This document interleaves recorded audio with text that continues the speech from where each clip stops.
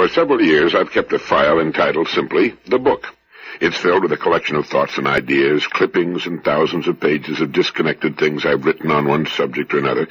I was poking through it this morning and came across this thought from Plato. Man is declared to be that creature who is constantly in search of himself, a creature who at every moment of his existence must examine and scrutinize the conditions of his existence. He is a being in search of meaning. He's a being in search of meaning. Now that describes us pretty well, doesn't it? The word search is always used in the description of Homo sapiens, the single surviving species of our branch of living things. Search, journey, the moving from one place to another, growth, a rising up, a moving forward. In the description of what a good education will do for us, one of the items on the list goes, a good education will teach us to love life for its own sake. Now, because as long as we have life as we know it, the search can go on, the search for meaning. Some questions, some problems can be solved, others are never solved in the sense that they are completed, finished, tied up with a neat bow. And we'll avoid a good deal of frustration, even possible demoralization, if we'll recognize problems for what they are, as the kind that can be solved, and the kind that, by their very nature, are incapable of being solved. A man named Tyrrell calls them divergent and convergent problems. The various parts of a convergent problem can be brought together sooner or later and made to fit and thus form the solution to the problem. A simple example would be represented by the problem of moving some heavy stones. To move them, they can be placed in a strong box. It serves as a container. But the stones are too heavy to lift in the box, so we add wheels to the box, making it into a wagon. The convergent parts were the box and the wheels. Once they are successfully put together, we can move the heavy stones, thereby solving the problem. The solution to convergent problems can be written down so that others, faced with similar problems, have only to read the instructions. They don't have to do the original thinking all over again.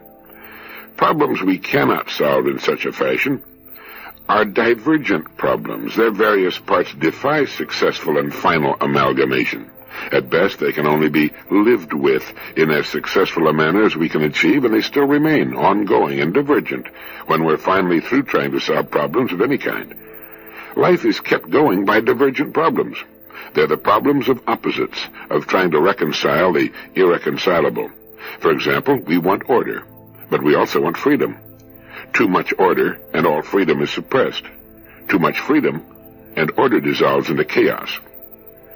E.F. Schumacher, in his book Small is Beautiful, which I recommend, uses the example of freedom and discipline in education. How can children keep sufficient freedom to properly develop their inherent creativity and still knuckle under to sufficient discipline to learn what must be learned or should be learned? Schumacher says thousands of mothers and teachers successfully reconcile these opposites by bringing a third force, a higher power, to bear, the power of love. But even with the power of love and the percentage of it that comes into play during childhood, freedom has a way of giving way to so-called order. Wordsworth tells what happens, as only he could do it, in his Ode on Intimations of Immortality from Recollections of Early Childhood. He wrote, "There was a time when meadow, grove, and stream, the earth, and every common sight to me did seem apparelled in celestial light, the glory and the freshness of a dream." And then those familiar lines, "Heaven lies about us in our infancy. Shades of the prison house begin to close upon the growing boy." Coming to grips with growing up in the world we've created tends to take most of the wonder, the joy, and easy laughter out of life. Shades of the prison house begin to close upon the growing boy and upon the growing girl.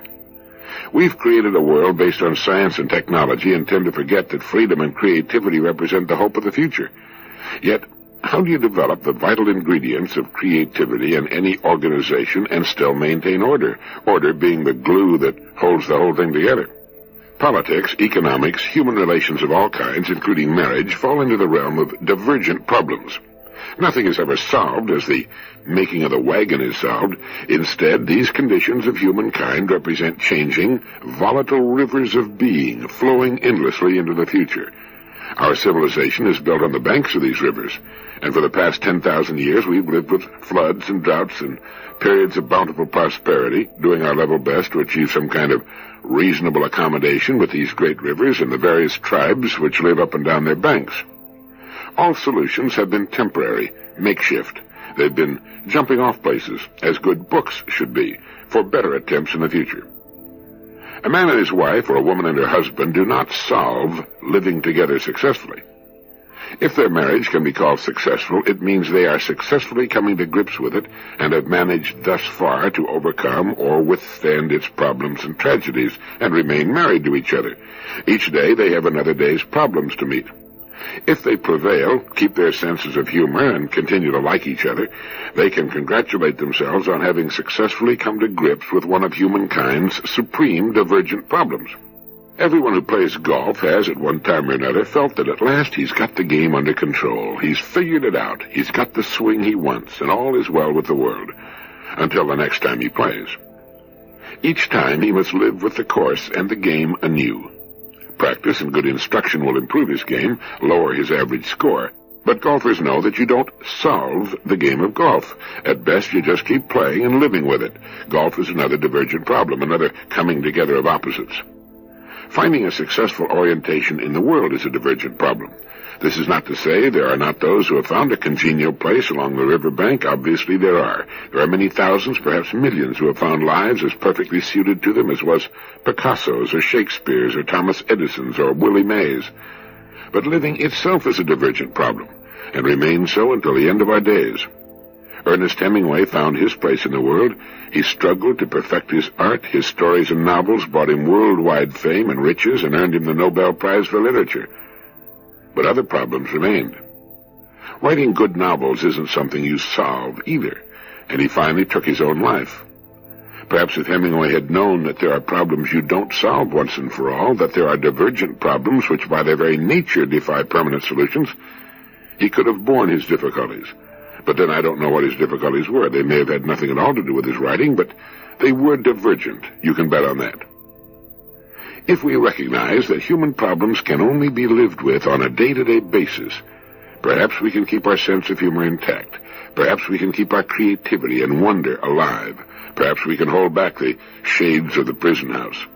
And perhaps we can keep the lines of despair from etching themselves on our faces. Today, as a species, we face problems of a magnitude unprecedented in human history, and practically all of them are divergent problems. Even the survival of our species, and certainly we're worth saving, along with the brown pelican and the whale, is a divergent problem. Speaking of the problems that face us, James Dyson, the physicist, recently said, "If we're wise, we shall preserve intact these qualities of the human species: toughness, courage, unselfishness, foresight, common sense, and good humor, through the centuries to come, and they will see us safely through the many crises of destiny that surely await us." He might have added, "And we will keep our sense of wonder alive, our creativity, our capacity to think in new directions." The next time you find yourself in an argument with your spouse, you can mention that living together represents a divergent problem. No one has ever solved it yet, and because of the very nature of the problem, no one ever will. Like life itself, it's something you live with and work at, not something you solve. A convergent problem that seems to be solved, or at least nearly so, is the problem of the fuel of the future. We've talked about this before in Direct Line, and it looks as though the fuel of the future has been decided upon. It has all the answers. Do you know what it is? When you look at the parts of the problem, it practically answers itself. The present problem has 6 parts. 1, oil, gas, and coal are too precious as raw materials for uses that they alone can serve to waste as fuel a day longer than we have to. I had a most interesting discussion on this subject recently in Calgary, Alberta, Canada. Burning up the last reserves of our fossil energy would be a crime. Second, we already have more poisonous wastes from nuclear plants than we'll be able to be rid of for thousands of years to come, and we don't want any more. Third, worldwide energy demand is growing at a pace where we must have an energy source unlimited in supply. Fourth, we need a source more powerful than current fuels. Fifth, we want one closer to consumption or easily stored and transported. And finally, we want a source that will ultimately bring costs down for all users. Well, do you know the single energy source that answers all 6 problems? It's hydrogen. We're heading into the hydrogen age and a total world hydrogen economy, and we'll produce hydrogen with solar energy. The general scientific consensus seems to be that solar-produced hydrogen energy from great man-made islands along the coastlines, when technically possible on the desired vast scale necessary for world energy needs, will be the ultimate, possibly the permanent answer to the energy shortages on Earth. It's going to be a slow transition, and petroleum resources will remain as valuable or more valuable than they are today, and there'll be other sources of energy too. But hydrogen seems to have all the answers, and in unlimited abundance. Being the smallest element, hydrogen is lightweight, diffuses rapidly in the atmosphere. Since it's without polluting effects, it can be burned safely indoors, even in a closed room or a mine. It can be stored in any of its three forms, gas, liquid, and solid. It can be transported. It's flexible, combines well with other elements. It's a powerful energy. Hydrogen took us to the moon and will fuel the space shuttle. Since hydrogen is such a wonder fuel, why hasn't it been adopted before? Simply because fossil fuels have been cheap and plentiful, while hydrogen, produced by fossil fuels and nuclear energy up to now, has been expensive, thereby limiting it to certain uses in industry and the space program. Now, however, with the growing conviction that it can be produced by using the heat of the sun, the picture changes materially, for in this case, there'll be no pollution in connection with its production. Extensive experimentation has shown hydrogen more powerful than gasoline. Present engines can be adapted to its use, and engines built for it save hundreds of pounds in unnecessary parts. Okay, when will solar-produced hydrogen energy be available? Well, estimates vary from the year 1980 to the year 2020. One group predicts a changeover of 51% by 1981, and by 1990, 65%.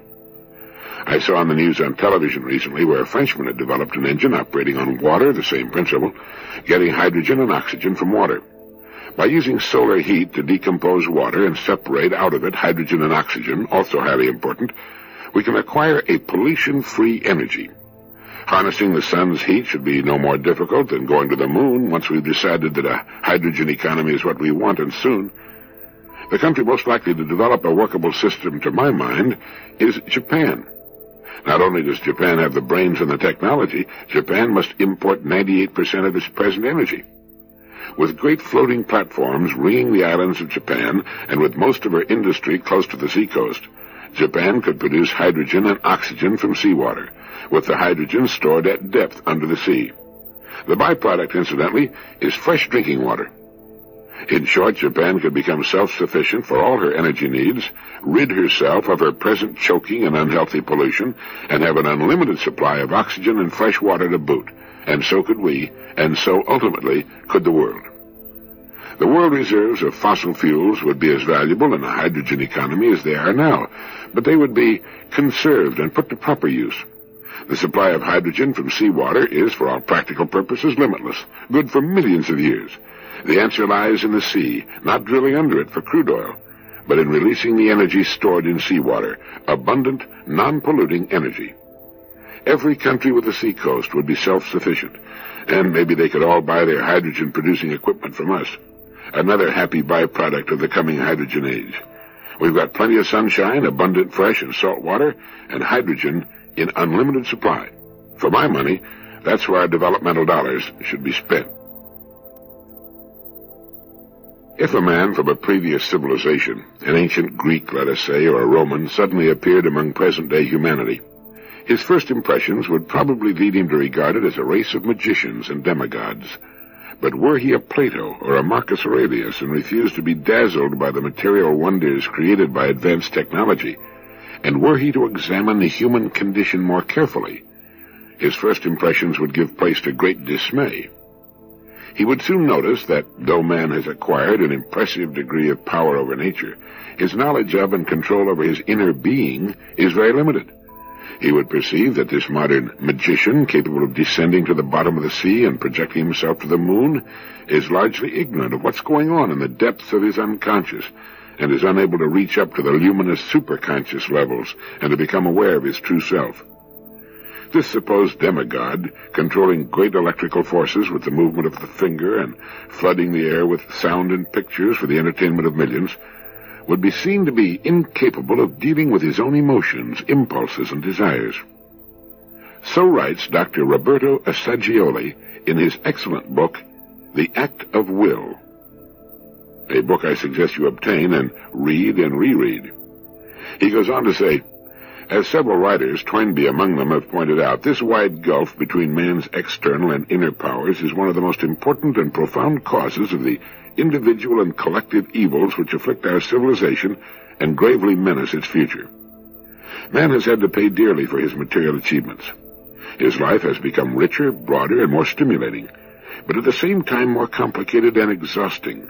Its rapidly increasing tempo, the opportunities it offers for gratifying his desires, and the intricate economic and social machinery in which it has enmeshed him, make ever more insistent demands on his mental functions, his energy, his emotions, and his will. For convincing evidence of this, it would suffice to observe the day of the average businessman or politician or career woman or housewife. The individual often lacks the resources to cope with the difficulties and pitfalls of this kind of existence. His resistance may crumble in the face of the demands, the confusions, and the enticements it imposes. The ensuing disturbance leads to increasing discouragement and frustration, even to desperation. The remedy for these evils, the narrowing and eventual closing of the fatal gap between man's external and his inner powers, has been and should be sought in two directions: the simplification of his outer life and the development of his inner powers. As for the trend toward the simplification of the external life, the trend toward simplicity began even before the rise and expansion of modern technology as a reaction against the increasing complications and artificialities of civilized life. Its greatest exponents have been Jean-Jacques Rousseau, with his appeal for a return to nature, and our own Thoreau, who renounced the benefits of civilization and withdrew to lead the solitary, simple life which he described so ably in Walden, which we recommended in Direct Line 7. Recently, disillusionment with the so-called blessings of technological achievement has exploded into extreme and increasingly bitter indictments of the whole structure of modern civilization, into a wholesale rejection of our present way of life. Up to a certain point, the simplification of life is feasible and desirable. To some extent, everyone is able to resist the attractions of the world and the pace of modern life, eliminate many unnecessary complications, re-establish closer contact with nature, and practice the art of relaxing and resting in intervals. But past a certain point, one encounters great difficulties. Duties of every kind, family ties, professional obligations, keep us bound to the wheel of modern life and often compel us to conform to its hurried pace. But even if circumstances permitted a very high degree of simplification, and if it were put into practice, the problem would be only partially solved. Modern man certainly could not, nor indeed has he reason to, abdicate from the predominant position and the consequent responsibility he's acquired on this planet. The evil does not lie in the technological powers themselves, but in the uses to which man puts them, and in the fact that he has allowed them to overwhelm and enslave him. Resistance to the prevailing negative trends of modern life calls for much determination, much firmness and persistence, much clear-sightedness and wisdom. But these are precisely the inner qualities and powers in which modern man is sorely lacking. So we're led to the necessity of recourse to the second procedure, the development of man's inner powers. Only the development of his inner powers can offset the dangers inherent in man's losing control of the tremendous natural forces at his disposal and becoming the victim of his own achievements. A vivid realization that this is indispensable for maintaining the sanity and indeed the very survival of humanity, that only thus can man fulfill his true nature, should spur him on to tackle this task with an intensity of desire and determination equal to that which he has previously devoted to his external attainments. Fundamental among these inner powers, and the one to which priority should be given, is the tremendous, unrealized potency of man's own will. Its training and use constitute the foundation of all endeavors. There are two reasons for this. The first is the will's central position in man's personality and its intimate connection with the core of his being, his very self. The second lies in the will's function in deciding what is to be done, in applying all the necessary means for its realization, and in persisting in the task in the face of all obstacles and difficulties. But when one decides to start this task, one is apt to be confused and baffled. A historical survey of the problems relating to the will shows that attempts to solve this problem on theoretical, intellectualistic lines lead not only to no solution, but to contradiction, confusion, and bewilderment. Therefore, I believe, Dr. Saggioli writes, that the right procedure is to postpone all intellectual discussions and theories on the subject and begin by discovering the reality and the nature of the will through its direct existential experience. And that's what this book is about. How to experience the power, the joy, the satisfaction that come from the proper use of the will. It comes about in 3 phases. The first is the recognition that the will exists. The second concerns the realization of having a will. The third phase of the discovery, which renders it complete and effective, is that of being a will. Now, this is different from having a will. The doctor goes on to point out that this discovery of the will is hard to describe. As is true of any experience, it cannot be fully communicated by words, but the paths leading to it and the conditions favoring it can be indicated. An analogy to the discovery of beauty, to the arousal of the aesthetic sense, may be illuminating. A revelation occurs, an awakening which may come when one looks at the delicate hue of the sky at sunset, at a majestic range of snow-capped mountains, or into the clear eyes of a child. It may come while contemplating the cryptic smile of Leonardo's Gioconda. It may come while listening to the music of Bach, of Beethoven, or while reading the inspired verses of great poets. This awakening sense of the beautiful, though often faint and confused at first, becomes clearer and develops through repeated experiences of an aesthetic nature, and can also be cultivated and refined through the study of aesthetics and the history of art. But no amount of intellectual consideration and study can of itself take the place of the initial revelation. The awakening can be facilitated and often brought about by creating favorable circumstances for this purpose. For instance, by the quiet and repeated contemplation of natural scenery and works of art, or by opening oneself to the charm of music. Well, the same is true of the will. At a given moment, perhaps during a crisis, one has a vivid and unmistakable inner experience of its reality and nature. When danger threatens to paralyze us, suddenly, from the mysterious depths of our being, surges an unsuspected strength, which enables us to place a firm foot on the edge of the precipice or confront an aggressor calmly and resolutely. Before the threatening attitude of an unfair superior, or when facing an excited mob, when personal reasons would induce us to yield, the will gives us the power to say resolutely, "No. At all costs, I stand by my convictions. I will perform what I take to be right." Similarly, when assailed by some insinuating and seducing temptation, the will raises us, shaking us out of our acquiescence and freeing us from the snare.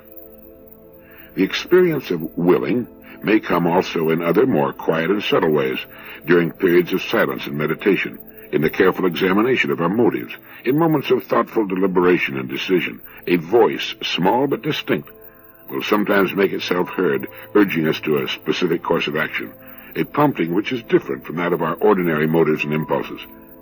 We feel that it comes from the central core of our being. Emerson called it that iron string that vibrates within us. Or else an inner illumination makes us aware of the reality of the will with an overwhelming conviction that asserts itself irresistibly. However, the simplest and most frequent way in which we discover our will is through determined action and struggle.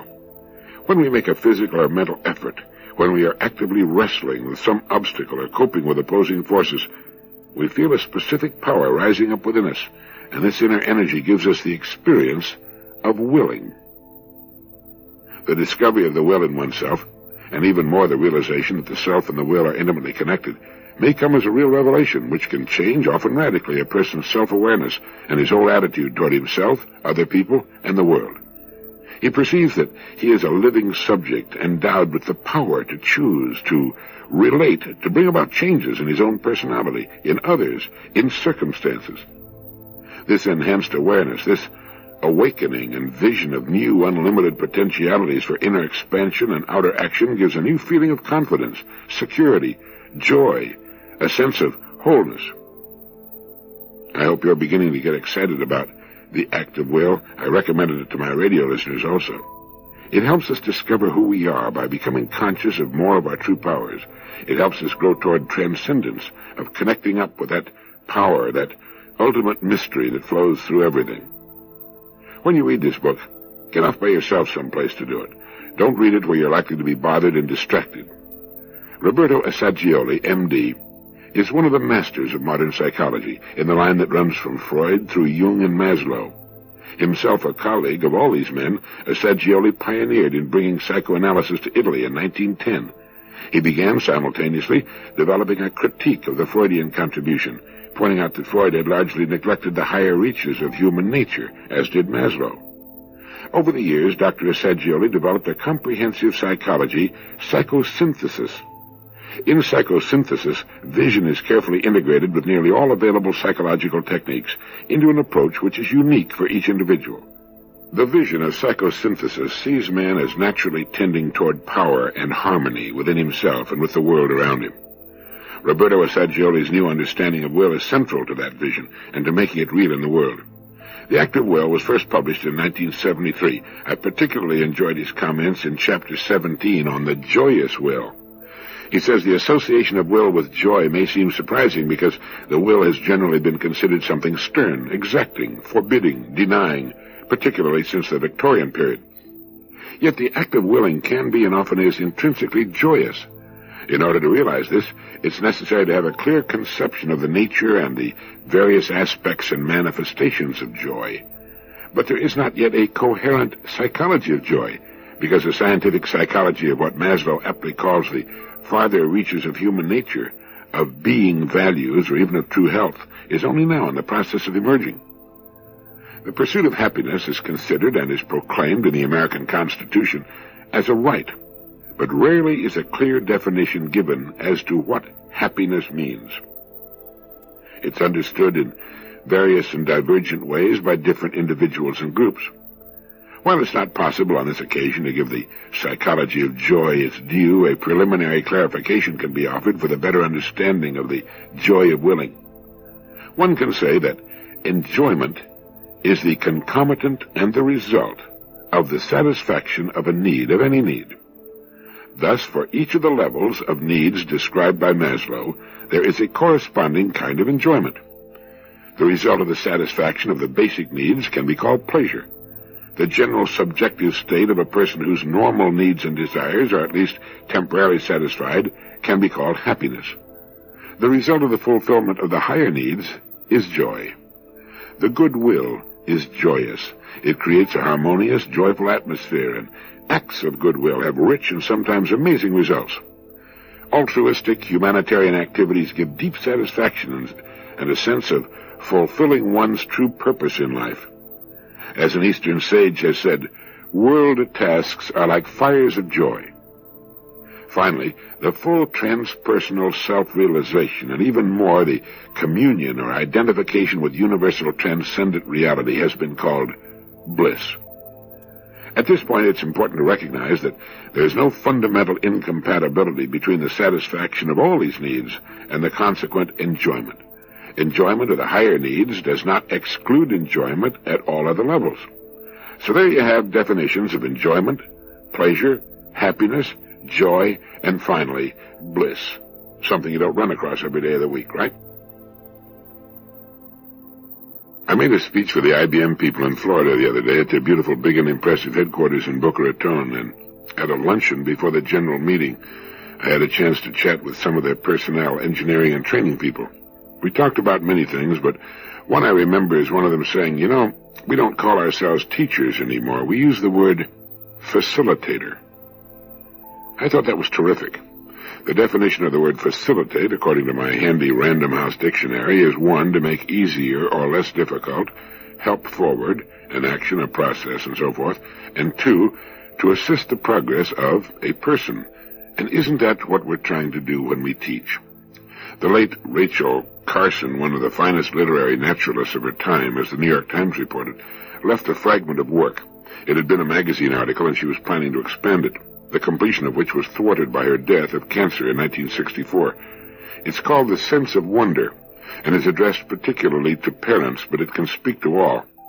There are only 96 pages in the slender book, which I took home to share with my young son the other evening, and not more than 2,000 or 3,000 words. The rest is pictures of nature in black and white and in color. Miss Carson sings her small hymn to wonder, using as its organizing principle the initiation into the experiences of nature of her nephew, Roger, between his infancy and age 4. She did not instruct him in facts per se, but exposed him to experiences and shared them with him. It was a preparation of soil. She wrote, "It is more important to pave the way for the child to want to know than to put him on a diet of facts he's not ready to assimilate. If a child asked me a question that suggested even a faint awareness of the mystery behind the arrival of a migrant sandpiper on the beach of an August morning, I would be far more pleased than by the mere fact that he knew it was a sandpiper and not a plover." Exploring nature with your child is largely a matter of becoming receptive to what lies all around you. I think what Rachel Carson was talking about was facilitating the learning process of the child, making it easy as well as interesting to learn.